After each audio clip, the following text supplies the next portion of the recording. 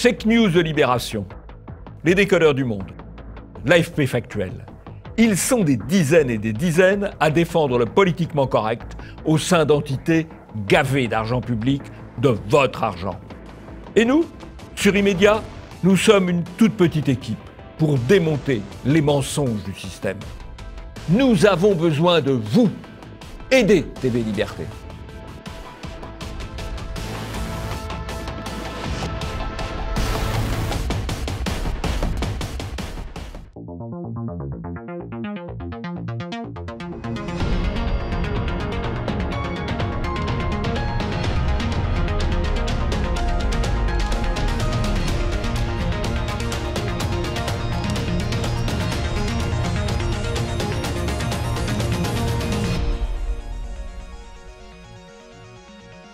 Bonjour à tous et bienvenue dans ce nouveau numéro d'Immédiat, l'émission qui décrypte la propagande médiatique. Bonjour Jean-Yves. Bonjour Nicolas.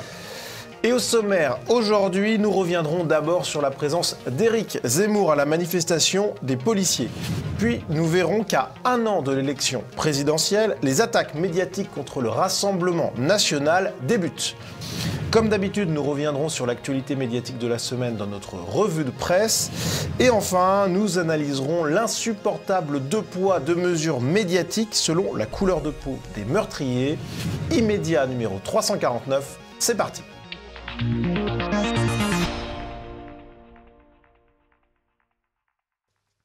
Et pour commencer cette émission, c'est l'image de la semaine. Et cette image, Jean-Yves, c'est celle d'Éric Zemmour à la manifestation des policiers. Il était bien entouré, Éric Zemmour. Bien entouré, il a eu un certain succès, beaucoup d'applaudissements, beaucoup de soutien. Alors, c'est un événement médiatique parce que c'est un personnage médiatique, que les caméras l'ont quand même suivi.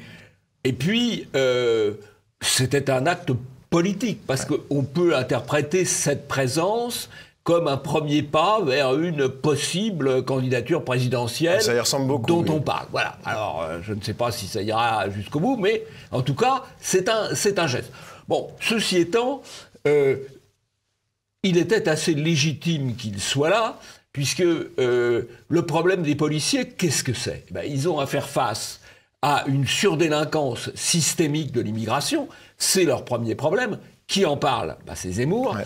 Et ils ont à faire face à un laxisme judiciaire qui précède d'ailleurs l'arrivée de M. Dupond-Moretti et qui tient à l'influence du syndicat de la magistrature sur l'ensemble de la magistrature. Et qui parle du laxisme judiciaire, c'est Éric Zemmour. Donc, au fond, il avait tout à fait sa place, même si ça a pu choquer quelques bonnes âmes politiquement correctes. Alors, on y reviendra, mais en tout cas, ce qui est certain, c'est que, il y a eu des représentants du gouvernement qui ont été hués. Il y avait Gérald Darmanin qui s'est rendu sur place. Il n'est pas resté longtemps, mais il s'est fait huer, tout comme le préfet qui l'accompagnait. Oui, et comme Dupond-Moretti aussi. Oui, Dupond-Moretti également. Oui, c'est comme Dupond-Moretti. Si vous voulez, c'est un peu normal. C'est un petit peu comme si des incendiaires allaient se pavaner à une manifestation de pompiers. On peut penser que les pompiers les accueilleraient moyennement, quoi. Voilà, c'est pas une surprise. Bon, en tout cas, c'est une manifestation qui a beaucoup fait parler dans les médias. Et on va écouter Mathieu Croissando, qui est éditorialiste politique à BFM. Il y avait un regard très négatif sur cette manifestation. Ce qu'on a assisté était quand même un grand n'importe quoi hier. Il faut bien le dire, on se réveille ce matin avec un drôle de sentiment après cette manifestation. On a vu quoi ? On a vu des polémistes d'extrême droite, parfois condamnés multirécidivistes. On a vu un humoriste, un acteur, beaucoup de policiers, des élus de partis qui font eux-mêmes l'objet parfois d'enquêtes de police ou qui sont traduits devant la justice.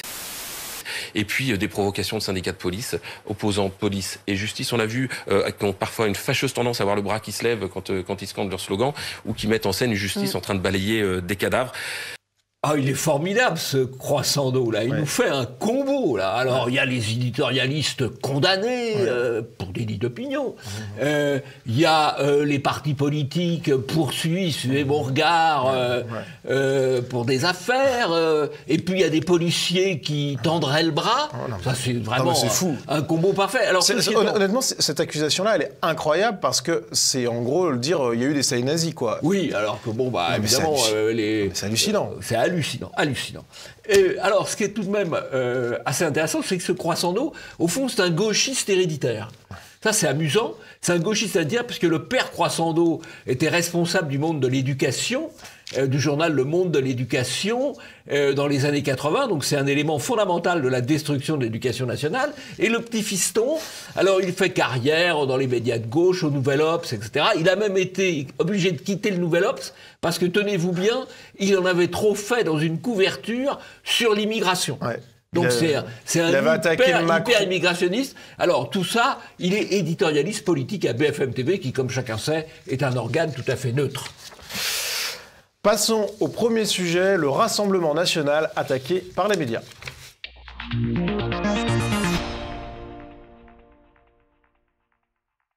La dernière une du journal Le Dimanche était lapidaire. L'enquête qui accuse Le Pen, une qui a été reprise par tous les médias quotidiens, s'en est évidemment délecté. Le Rassemblement national rattrapé par l'affaire des assistants parlementaires européens. Un système organisé frauduleux de détournement des fonds européens. L'affaire fait la une du JDD dimanche, l'enquête qui accuse Le Pen. L'enquête, ce n'est pas celle du journal, mais un rapport de police qui a fuité. 17 personnes mises en cause, dont Marine Le Pen, près de 7 millions d'euros. Extrait du rapport adressé à la juge Claire Thépeau. Le RN a, par l'intermédiaire de ses cadres et dirigeants, mis en place un système organisé frauduleux de détournement de fonds européens à son profit par le biais d'emplois fictifs d'assistants parlementaires. TF1 a également mentionné cette enquête dans le JT de 20h du dimanche 16 mai. En politique, l'affaire du détournement des salaires d'assistants parlementaires européens revient comme un caillou dans la chaussure du Rassemblement national. Marine Le Pen, instigatrice d'un système de détournement de fonds. C'est ce qui ressort de 5 années d'enquête, 98 pages de rapport. La présidente du RN en aurait directement bénéficié en recrutant son garde du corps comme assistant parlementaire. Thierry Légier était payé 9 000 euros bruts par mois pour 85 heures mensuelles. Alors le ton des journalistes est déjà intéressant, n'est-ce pas ? Le ton en lui-même, il montre l'importance, le scandale de l'affaire. Ouais. Et là, on voit une espèce de récidive de l'opération Fillon, où un candidat aux élections présidentielles de 2017 a été éliminé par l'alliance des juges et des médias. Voilà.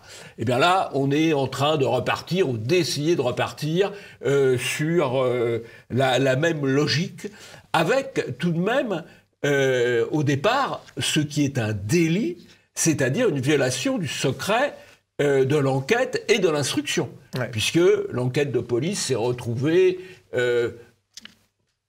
au journal du dimanche. Alors, il y a deux sources possibles de la fuite. C'est soit le cabinet du ministre de l'Intérieur, soit le cabinet du ministre de la Justice. Voilà.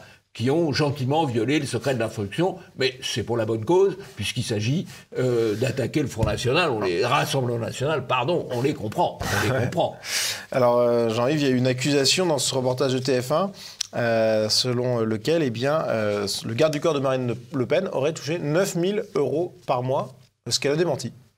Oui, alors d'abord, les chiffres sont faux. Ensuite, moi je suis désolé, mais je ne trouve pas choquant que Marine Le Pen elle a besoin d'un garde du corps. Bon, et je ne trouve pas choquant qu'il soit payé comme assistant au Parlement européen, parce que quand Marine Le Pen, toutes les semaines, elle va à Bruxelles ou à Strasbourg, et c'est dans les déplacements, dans les voyages, qu'on a le plus besoin de garde du corps. Donc je ne vois pas en quoi il y a un scandale. D'ailleurs, Gollnisch a proposé aux médias un débat à la loyale, parce qu'il est aussi mis en cause dans cette affaire, un débat à la loyale, on se garde de l'inviter, tout simplement pourquoi ?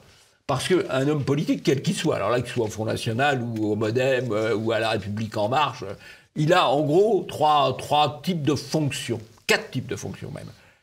Il a une fonction parlementaire, il a une fonction locale, il a une fonction dans le parti, et il a une fonction de représentation médiatique. Et évidemment, il fait appel à ses collaborateurs pour ces différentes fonctions. Bon, bien sûr, un assistant parlementaire, on va lui demander d'abord de faire du travail parlementaire. Mais il ne fait pas que ça. On ne fait pas que ça. Ouais. Et honnêtement, il faudrait mettre un compteur devant chaque activité et dire « Ah ben non, ça doit être facturé là, ça doit être facturé là ». c'est évidemment pas sérieux, c'est impossible. D'ailleurs, c'est de la fausse transparence. On l'a vu, le MoDem aussi est mis en cause. Donc, enfin, je veux dire, tous les hommes politiques, ils ont ce problème-là. Ouais. Ils ont ce problème-là. Il y en a certains qui sont plus attaqués par les médias que d'autres, par contre. Voilà. Alors, et entre nous, c'est une affaire picrocolline par rapport à l'affaire dont les médias ne s'intéressent pas beaucoup, qui concerne M. Macron, qui a participé au bradage d'Alstom aux intérêts américains, à l'abandon de la filière, d'indépendance de la filière nucléaire française aux intérêts américains, et qui ensuite a fait le commencement de sa campagne avec un financement venu des banques d'affaires et des banquiers d'affaires qui avaient participé à cette opération. Ça, c'est d'une toute autre gravité, qui est d'ailleurs dénoncée par un député, les Républicains courageux, monsieur Marlex. Alors, il y a eu des attaques médiatiques et on va voir que Jordan Bardella y a répondu à sa manière.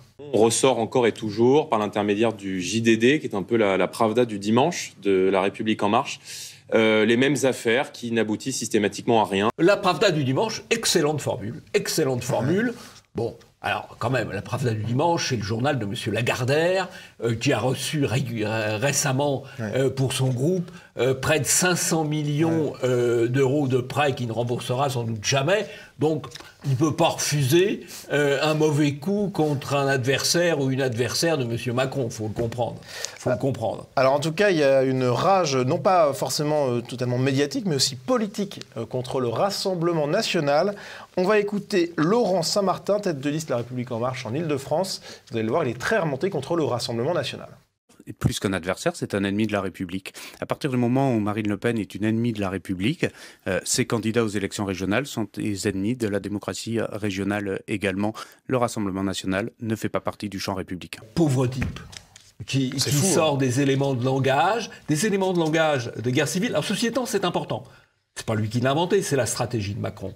Mais c'est important parce que l'acte politique essentiel, c'est la désignation de l'ennemi. Ah voilà, il le dit, l'ennemi. Et ça veut dire que pour ces gens-là, l'ennemi, ce ne sont pas les terroristes islamiques, ce n'est pas bien grave, c'est des gentils garçons, c'est une religion d'amour. L'ennemi, c'est ses adversaires politiques. Ouais.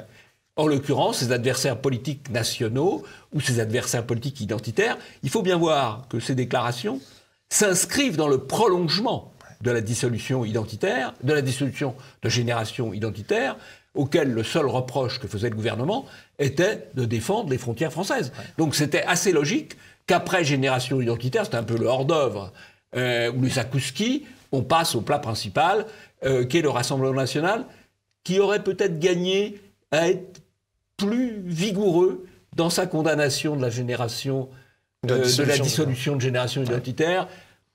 Ils ont eu tendance à regarder ailleurs en disant comme ça on sera épargné. C'est évidemment une erreur. Génération identitaire était la première étape d'une manœuvre beaucoup plus globale. Et on va le voir, il y a pas que... Et d'une manœuvre parfaitement liberticide. Et on va le voir, il n'y a pas que Laurent Saint-Martin qui attaque le Rassemblement national. Il y a également Olivia Grégoire qui est secrétaire d'État. L'ennemi raciste à abattre, l'ennemi de la République, c'est Marine Le Pen. L'accusation de racisme est une accusation banale. Parfaitement d'ailleurs inadapté et injuste quand on regarde le discours de Marine Le Pen. Oui, c'est clair. Mais voilà, c'est l'interdit. On utilise ces mots-là parce que ces mots-là sont des mots qui visent à diaboliser, disqualifier, interdire. Ça mériterait une réponse assez vigoureuse de la part du Rassemblement national. Et on voit finalement que il y a une imbrication entre ces attaques médiatiques du JDD et ces attaques politiques. On voit que finalement l'élection présidentielle approche, ça se sent. Oui. Sent. On va retrouver la coalition du pouvoir en place, des juges et des médias. C'est pas les oligarques, c'est ça. Et pour conclure ce sujet, Jean-Yves, on peut voir cet article de Valeurs Actuelles. Arles, un militant RN tabassé par des dealers. Et ce qui est intéressant, Jean-Yves, c'est que les dealers ont traité ce militant de facho et de raciste. Et voilà, ils parlent bien le vocabulaire politiquement correct, les dealers. Ils sont pas mal, finalement. Ah, mais ça pose la question de la responsabilité des dirigeants politiques de République En Marche qui, en fait, donnent quasiment blanc-seing à certaines parties pour... Comme ils ont donné blanc-seing à l'attaque des policiers, quand M. Macron, avant même d'être élu, s'était précipité pour soutenir le mythomane Théo dans l'affaire du pseudo-viol qu'il aurait subi de la part de policiers à Aulnay-sous-Bois. C'est là la généalogie des problèmes de la police. Passons à la revue de presse.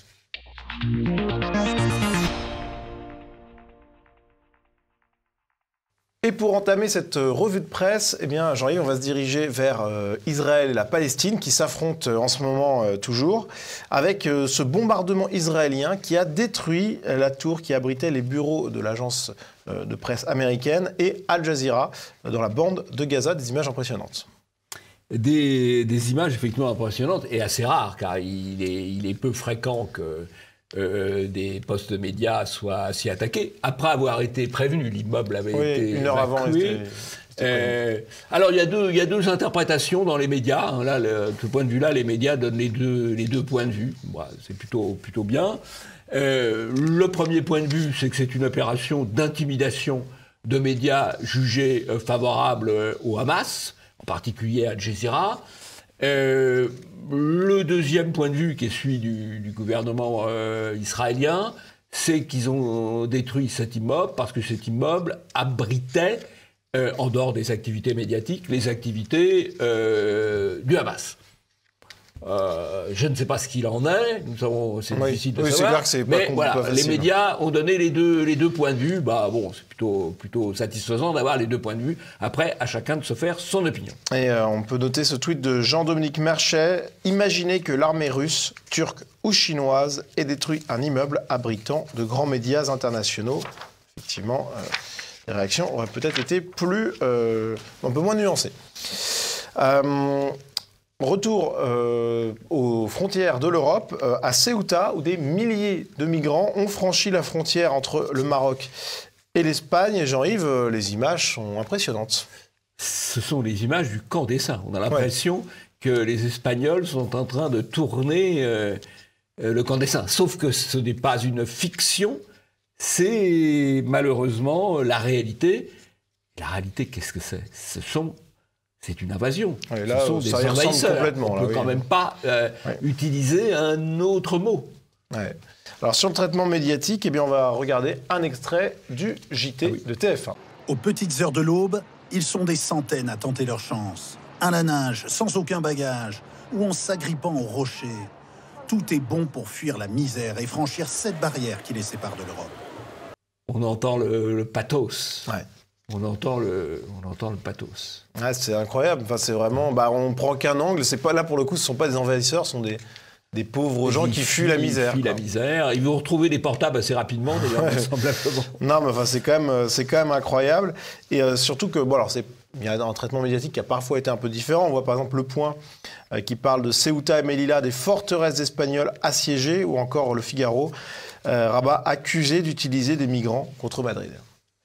Oui, alors, il y a d'ailleurs un article qui est consacré à ce sujet dans Polémia, de Paul Tormenen, sur l'arme migratoire utilisée comme arme de géopolitique. Ouais. Kadhafi l'avait utilisée en disant « Attention, si vous me renversez, vous allez avoir un problème ». Il nous avait gentiment averti, il faut bien Erdogan aussi avait menacé. Erdogan, lui, il a menacé, il a fait. Il a obtenu des avantages. Et puis maintenant, c'est le Maroc qui, en fait, s'est plaint du fait que les Espagnols ont accueilli dans un hôpital espagnol l'un des responsables du Polisario, qui est un mouvement indépendantiste sur une partie du Maroc. Et donc, ils ont fait payer en regroupant les migrants et en leur disant « allez, passez ». Voilà. Mais Jean-Yves, si l'immigration est une richesse, comme on nous le répète très régulièrement, en quoi ce serait dramatique ? Pourquoi y a-t-il des pressions effectuées grâce à ces migrations ? Alors là, vraiment, je ne sais pas. C'est étonnant, quand même. Ah oui, c'est étonnant, oui. Non, mais c'est fou, parce que... la pression devrait dire « on va les empêcher de passer si vous n'êtes pas gentils avec nous ». Oui. Ce qui est fou, c'est que les personnes qui nous répètent ça au sommet de l'État, Macron et compagnie, ils sont quand même parfaitement conscients que c'est quand même une problématique. Donc il y a un double discours énorme, quoi. Enfin, bon. On n'est plus à ça près. Hein. Non. Toujours sur les questions migratoires, Jean-Yves, au Danemark, le gouvernement fait enrager le média Le Monde, qui tweet « L'extrême droite européenne en rêvait.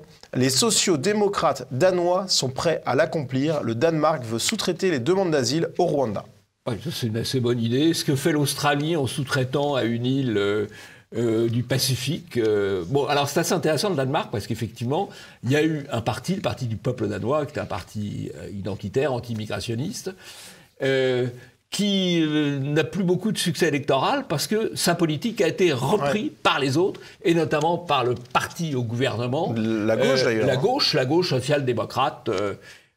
Donc c'est tout à fait, il faut suivre ça de très près. Ça met le monde en rage. Ouais, c'est incroyable. Enfin, il y a tellement de partis pris dans le monde, mais on est habitué. CNews a été doublement attaqué cette semaine, Jean-Yves. D'abord par l'Obs. On a passé 12 heures devant CNews et ce n'est plus vraiment une chaîne d'infos. Une journée durant, l'Obs a scruté CNews. Le constat que fait le sémiologue François Jost est sans appel. CNews est passé d'une chaîne d'infos en continu à une chaîne d'opinion. Dans l'article, on peut lire France Info n'a pas la même hiérarchisation de l'information, sous-entendu que CNews, en mettant l'accent sur le vaccin. L'information porte sur la situation sanitaire quand les autres chaînes traitent de l'arrestation de l'assassin présumé du brigadier Éric Masson. Juste un point.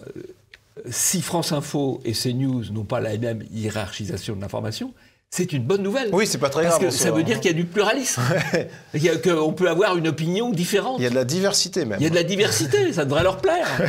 Alors pour eux, traiter le sujet de l'assassinat d'Éric Masson, on est plus sur un fait divers que la vaccination du coup. On est plus sur une actualité de l'émotion. LCI se place sur le terrain, sur cette question de Éric Masson.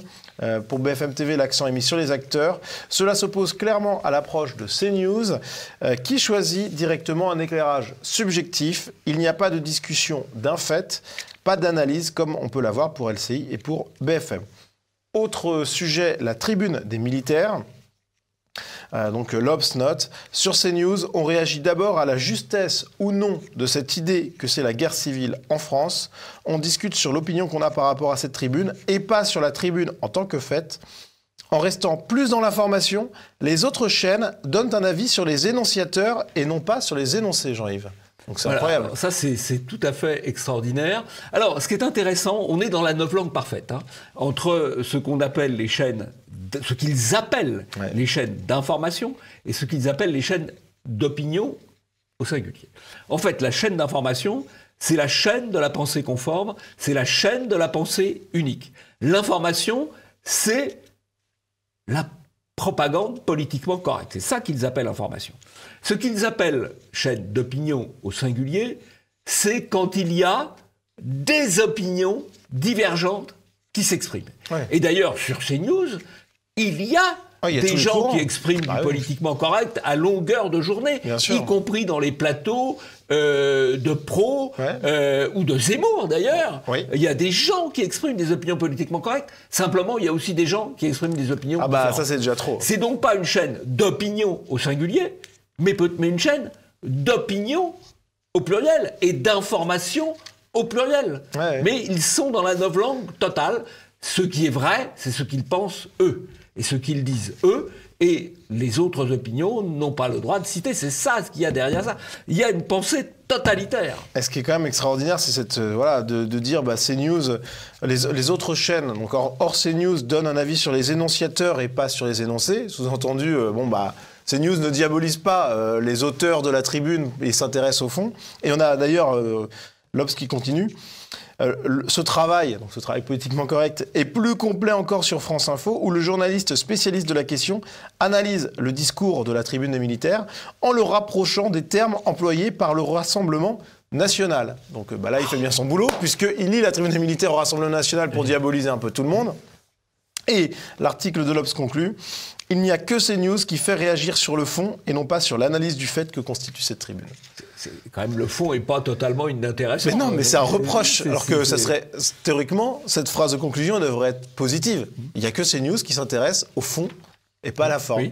Oui, mais pour on n'a eux, pas le c'est droit pas de bien. s'intéresser au fond puisqu'on est dans le déni de réel. Non, mais Très bonne analyse de texte, Nicolas. Très bonne analyse de texte. C'est incroyable. Vraiment, c'est incompréhensible, mais ils ne se rendent pas compte. Ils ne se rendent pas compte de l'absurdité de leurs propos. Ils vivent dans un univers où ils sont le bien, ils sont le vrai, ils sont le bon. Voilà. Ouais. Alors, c'est pas les seuls L'Obs à attaquer CNews. C'est le même jour. On a eu un article dans Le Monde, donc ça ressemble quand même déjà. Ça fait beaucoup de coïncidences quand même. CNews banalise l'extrême droite comme Fox News l'a fait pour Donald Trump, avec un premier terme. Insécurité, délinquance, islam, identité et faits divers scabreux. Les thématiques de prédilection de l'extrême droite tournent en boucle sur CNews. Bah oui, sauf que ça fait quand même partie des préoccupations des Français. Bah oui. Voilà. Et le fait, c'est tout simple, mais le fait qu'une femme ne puisse sortir tranquillement le soir dans beaucoup de quartiers, et même on peut dire dans tous les quartiers, le fait que des jeunes hommes ne puissent plus sortir non plus tranquillement dans beaucoup de quartiers sans avoir à baisser les yeux ou avoir des coups, le fait que des gens qui vivent encore dans les cités HLM risquent de se faire tabasser en sortant de chez eux s'ils font une remarque, voire tuer. Bah oui, c'est des sujets de préoccupation. C'est vrai que bon, dans les salles de rédaction parisiennes, on n'a pas forcément ces sujets-là en tête, mais les Français pensent pas forcément comme les journalistes du Monde. Et l'article du Monde qui continue, c'est de moins en moins une chaîne d'information, analyse Philippe Rioutor, sociologue spécialisé en communication politique. L'antenne a exploité ad nauseam la deuxième tribune anonyme supposément signée par les militaires d'Active, alors même que le Figaro, quotidien classé à droite, n'y consacrait qu'un bas de page tout en distance, pointant un malaise au sein des armées. Oui, alors vous savez pourquoi ? Puisque le Figaro, le propriétaire du Figaro, c'est le groupe Dassault. Oui. Le groupe Dassault, son premier client, c'est l'État français, et son relais commercial à l'étranger sont les ambassades françaises. Alors, c'est assez délicat, il faut quand même comprendre les choses, pour le journal du groupe Dassault, de relayer avec une certaine emphase une tribune de militaires critiquant le gouvernement. Ouais. Voilà, donc ils font le minimum, oui. C'est comme ça que ça devrait être analysé. Ouais, on va dire, voilà. Et donc on dit, le Figaro, quand même, ils sont raisonnables. Tu parles. Ouais. Alors, la conclusion de l'article du Monde vaut celle de l'article de l'Obs. CNews banalise les idées de l'extrême droite et les discours populistes en leur apposant un tampon vu à la télé. Cela légitime les discussions de bistrot, juge le sociologue. Les discussions de bistrot. Incroyable. Bon. En tout cas, Le Monde et l'Obs s'étaient donné le mot pour attaquer CNews. Ils sont dans le même groupe, donc c'est... voilà. C'est entre amis. Autre actualité, Jean-Yves, Laurent Ruquier, qui la semaine dernière, on l'avait déjà vu avec Michel Geoffroy, cette semaine il est récidive, il continue sa croisade sur le Covid. On regarde tout de suite son passage sur CNews.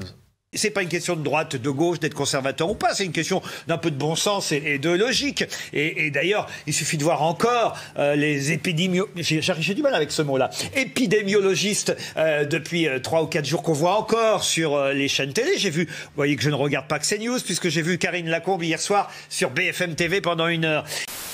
Et on s'aperçoit que ces gens-là voudraient encore, c'est-à-dire que si Emmanuel Macron n'avait pas décidé contre leur avis, on serait tous enfermés encore en ce moment et même cet été.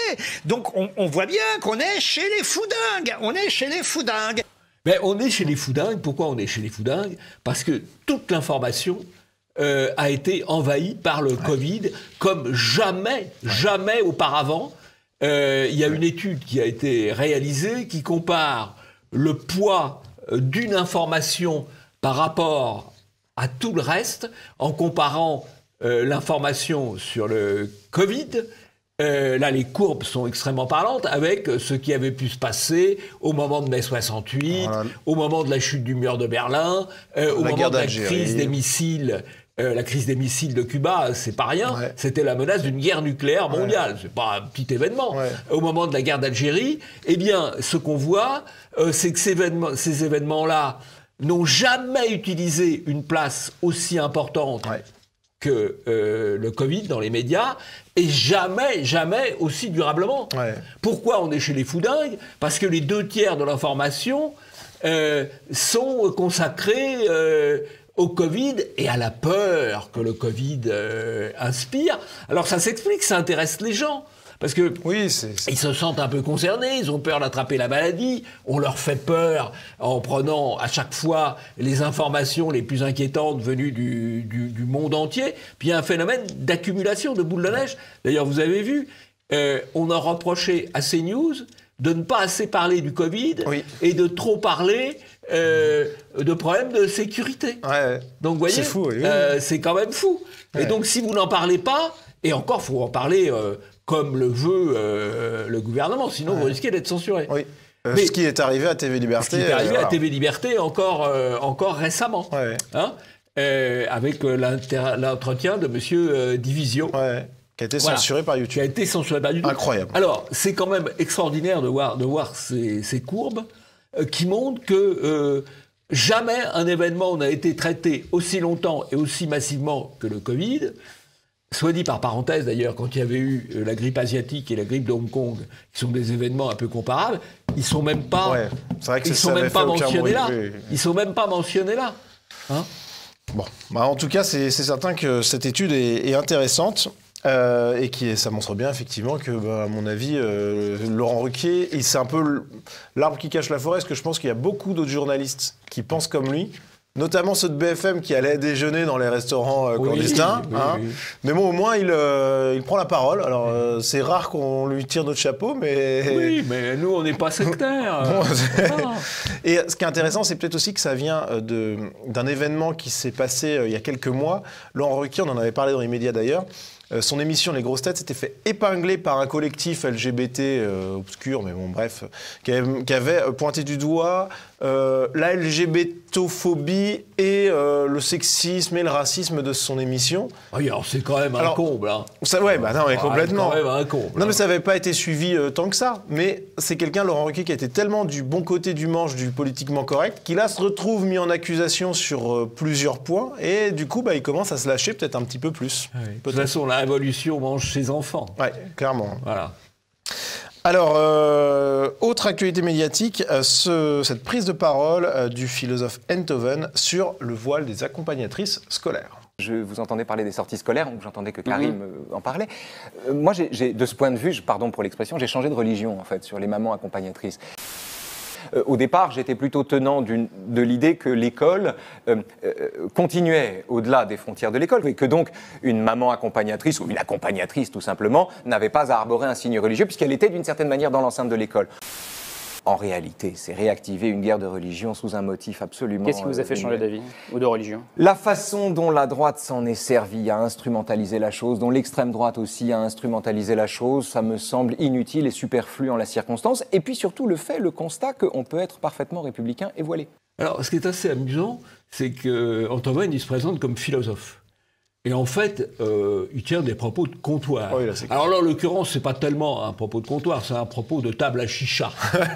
Le tout sous l'œil vigilant et contrôleur de monsieur Karim Rissouli, l'animateur de l'émission. Oui, ça vole pas haut pour un philosophe. Franchement, en gros, pour lui, la validité d'une idée, ça se discute en fonction de qui la soutient, qui la défend. Voilà. C'est incroyable. C'est triste, c'est triste. Ouais, bon, c'est un grand philosophe médiatique. Hein. Ah, oui. On doit être trop bête pour comprendre, peut-être. Oui, absolument. Alors, pour conclure cette revue de presse, Jean-Yves, une actualité économique et médiatique. Avec le rachat de M6 par le groupe TF1, on en parlait il y a quelques semaines dans les médias, et voilà, le choix a été fait. Voilà, alors il y avait 3 hypothèses, on avait évoqué 3 hypothèses. Bolloré, évidemment, c'était politiquement impossible, il allait être bloqué. Le groupe Le Monde, qui était... enfin, c'était pas Le Monde, ou la bande du Monde. La bande du Monde, voilà. Oui, la bande du Monde, c'est pas mal, oui, c'est un terme approprié.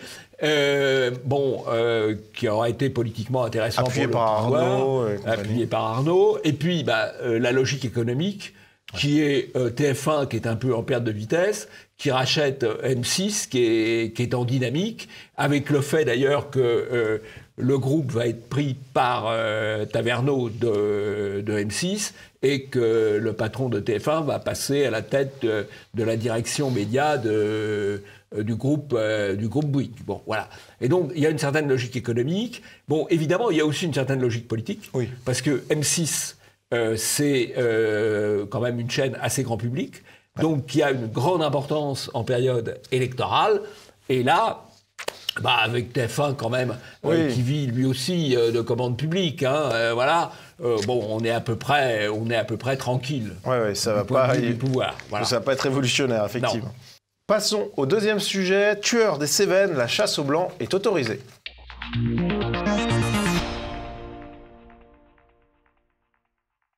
Alors nous allons nous intéresser à la couverture médiatique du drame des Cévennes avec cet article de Libération qui s'appuie sur une dépêche de l'AFP.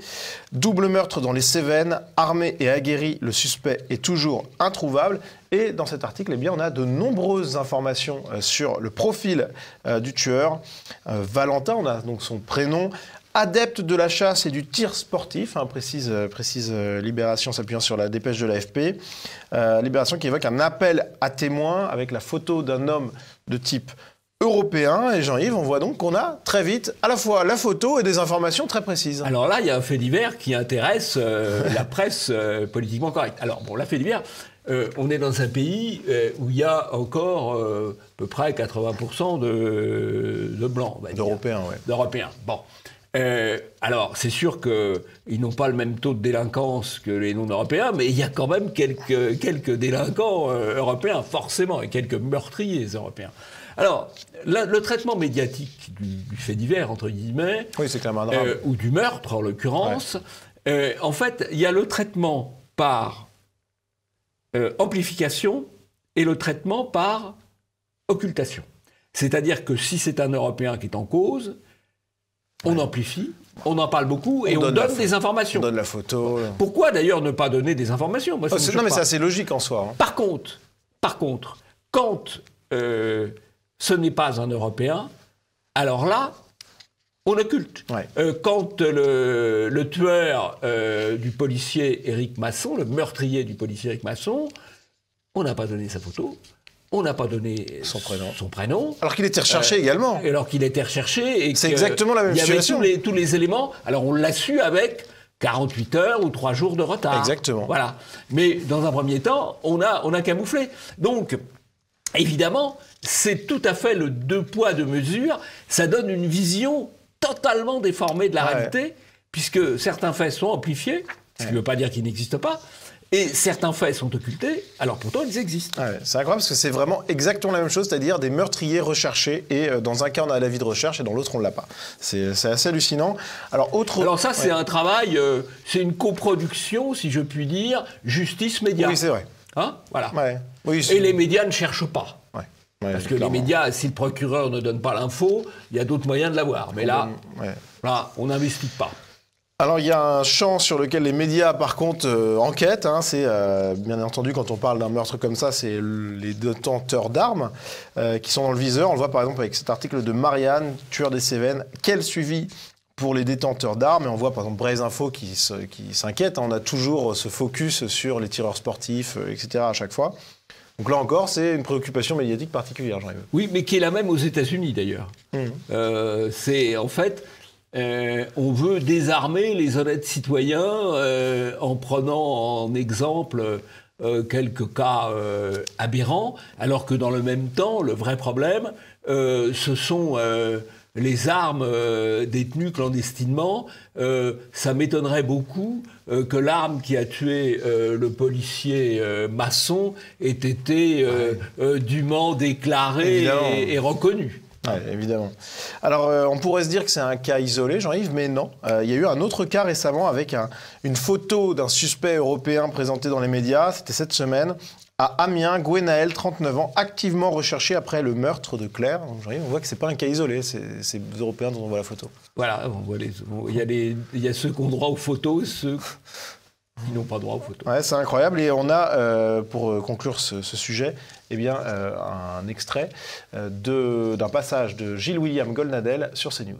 Je suis frappé par le fait qu'on ne donne pas beaucoup le nom des mises en cause majeures dans l'affaire Masson. On est très discret sur leur nom.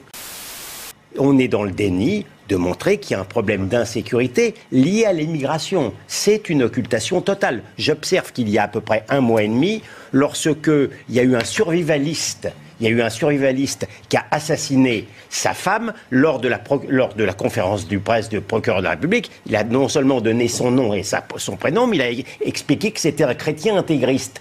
Bah oui, amplification, occultation. Et le complément de ça, c'est généralement la déformation des prénoms.